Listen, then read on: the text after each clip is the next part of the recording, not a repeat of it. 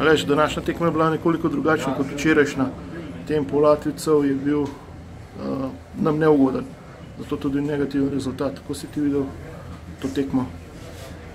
Ja, res je, zelo veliko drsajo, so zelo hitra ekipa, ampak mogoče so me malo poznali to, da smo včeraj odigrali pozno tekmo.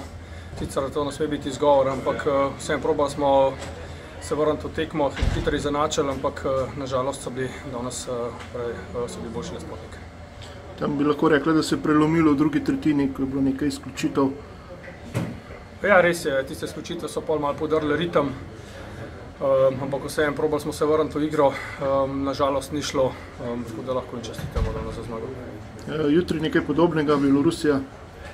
Ja, z Belorusijo smo zdaj zadnje čase kar nekaj tekem odigrali, vemo kakšen nasprotnik, tako da ne bo lahka tekma, pričakujem podoben kot kar danes.